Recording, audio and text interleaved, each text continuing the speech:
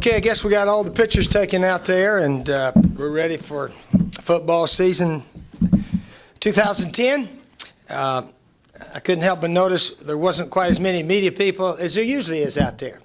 And I told some of the assistant coaches and strength coach, Craig Fitzgerald, I said, we got our butts kicked the last game. That's why there's not as many people out here. Simple as that. In life, you're as good as your last game, and that's just the way it is.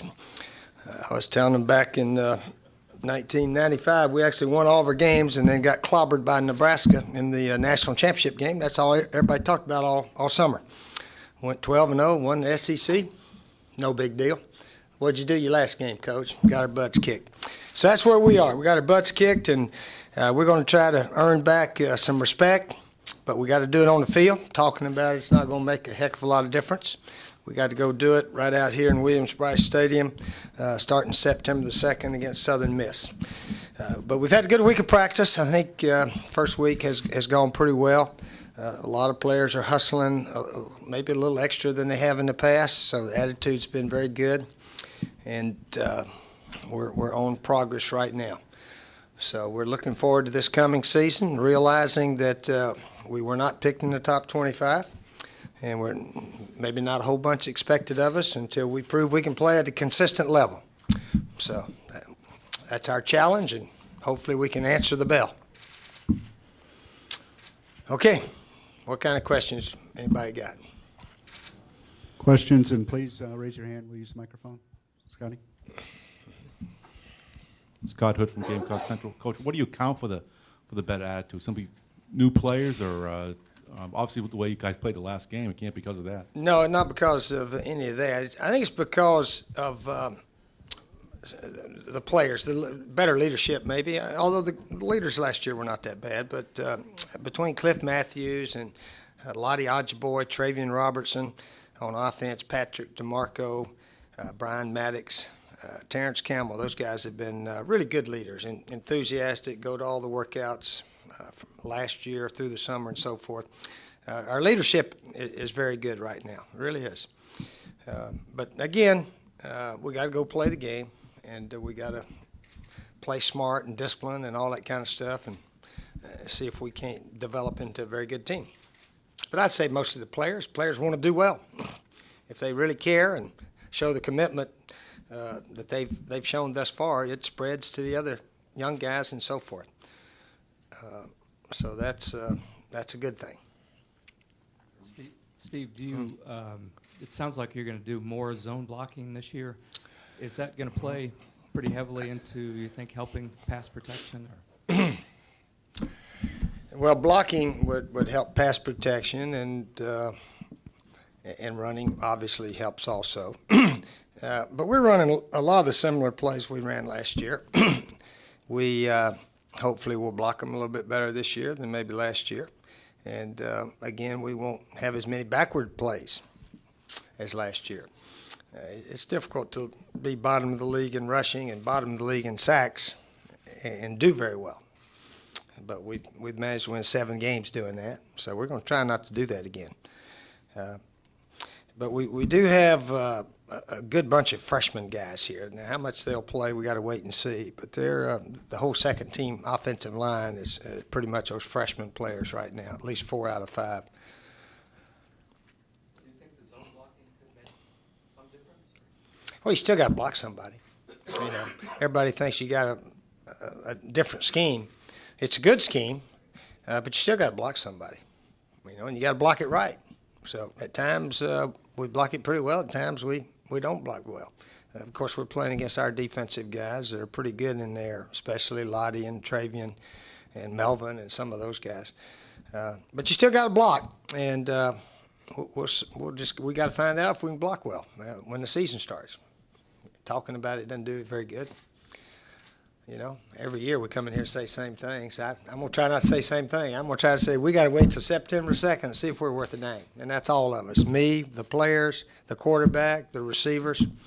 We got to go prove it out there on the field when we play the real ball games. Looking back, do you think you were especially hard on Steven in the spring? And No, I haven't been hard on him at all. one of our writers thinks I have, just because I haven't praised him all year. I mean, our last game, he didn't have a very good last game. And I didn't have a very good last game. You can be hard on me, too, if you want to. But, no, Stephen has been told what he's expected to do now. And all of our players, I think, realize now that if they there's backup players. You know, like I said earlier, we have more players ready to play than maybe ever since I've been here. There's backup players ready if the first guy doesn't play well. If a player cannot play the way the coaches ask him to play, you try the next guy. And that goes for all positions. So we'll have another quarterback ready. Right now, Connor Shaw would be the next guy to go in there if Stephen should struggle mightily. So I'm not saying one mistake he's out of the game. I'm just saying if we have some errors and some real bad plays that we've had in the past, we can't live with those. We can't play with those. So hopefully he's learned to not commit those kind of plays. And he's trying. Stephen's trying as hard as he can. Nobody's mad at Stephen. We just got to continue trying to play the best players, whoever proves they can play the best. And that's why we practice every day and so forth. So our job as coaches is put the best players out there. Pretty simple as that. You were kind of saying it there, but what's your expectation level of him now that he's been here 4 years? Well, we expect him to play well. We expect him to play well and not have those critical errors and mistakes that have happened in the past. Pretty simple, isn't it? Coach, the last couple seasons, this team has started out red hot, and then there's that swoon in around November. How can you keep the momentum up? Well, we play better teams later, Yeah, that's the swoon right there. Although we didn't play very well against Tennessee or Arkansas, I don't know that they were a lot better maybe than some of the other teams we beat earlier. But we didn't play very well. I don't know how else to say it. Maybe we didn't coach very well either, something like that. But we won our 12th game of the year here. We had a pretty good game here. So it's not like we played all the games poorly toward the end. Steve, I know you don't pay a whole lot of attention to the defense, but could this yeah, I defense do. be better than last year's? And is this the kind of team that could win with its defense? I think our defense got a chance to be as good, maybe better, who knows. But we got a lot of good defensive players and very active defensive front. Secondary players should play well. But again, we got to go prove it on the field. I don't think our team needs a whole lot of praise about we can be this, that, or the other. We got to go prove it and do it one game at a time and obviously not get full of ourselves. If that's what happened prior to the last game we played, I don't know what happened exactly, except a lot of guys did not appear that they wanted to play in the game. So we got to find the real guys that really want to play every game, whether it's 0 degrees or 100 degrees, you know what I mean? Weather sometimes is not real nice for football, but you got to have some tough guys that want to play and compete, and we didn't have it the last time. Coach, less than a weekend of practice. I know you haven't seen a lot, but have you seen some glimpses out of Lattimore that show you why he was? Yeah, Marcus is a mature young man. He's a lot like Stephon Gilmore, and we really believe Marcus is really going to be an outstanding player here. And he's the kind of guy like Stephon. I could sit here and talk about how great he's going to be. It wouldn't bother him at all because he doesn't care what people says about him because he's got his goals and his path and his work habits. And I'm not big on trying to praise guys too much before they've played. But Marcus certainly is a natural tailback that can do a lot of things. He can run with power. He can run with jukes. He can catch the ball out of the backfield. He can block linebackers. So he's got a chance and opportunity to really be a good player for us. Steve, you talked about winning, whether it's 0 or 100 degrees. You got Georgia at noon. I know you don't look past Southern Miss, but Yep. it's part of practicing early this coming week to get heat acclimated. A little bit, but not really. No, we're really thinking about the Southern Miss game. Obviously, their coach has already said he expects to beat us here, so they got a good team, and they're going to be ready to play, and we'll be ready to play. But part of the reason is to practice in the mornings, which a lot of teams are doing also, is to avoid late afternoon thunderstorms. Although we've only had the one rainy day this past week, and really I told the guys the other day, the nighttime practices, the weather's been pretty nice, really. It hasn't been severely muggy at all. It seems like there's some air that flows over on our practice field. So we may mix it up morning and nights. And then just as a follow-up, after the bowl game last year, I remember you talking about doing things a little differently, preparation-wise. Were you talking about bowl games specifically, or even things you've changed this summer?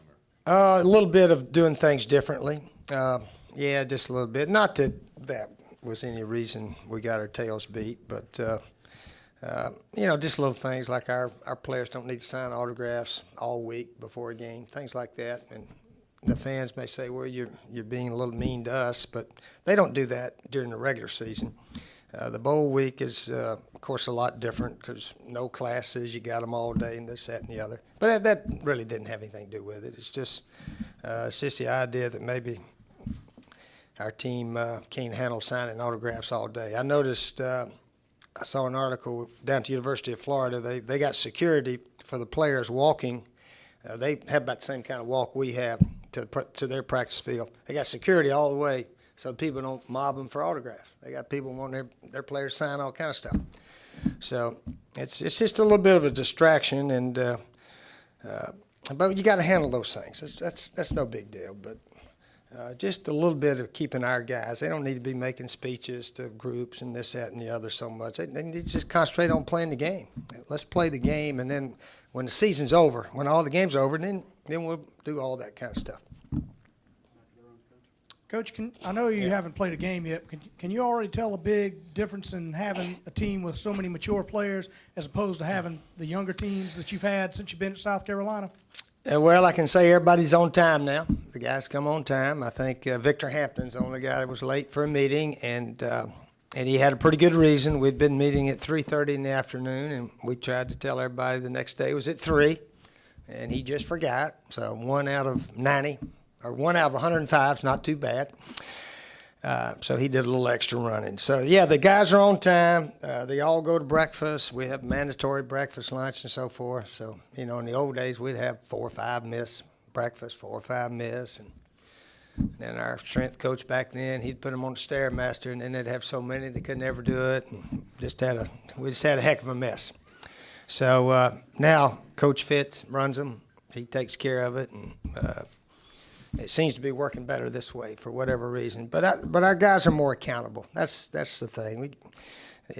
We all got to be accountable to each other, as you know, coaches, players, trainers, equipment guys, everybody. And they seem to have accepted some accountability and responsibility a lot better than maybe years past. But whether or not that'll help us win, we got to find out. We don't know yet. Steve, I guess you were probably consulted on this, but what was your thinking in not having Garcia anywhere on the cover of this year's version of your award-winning media guide?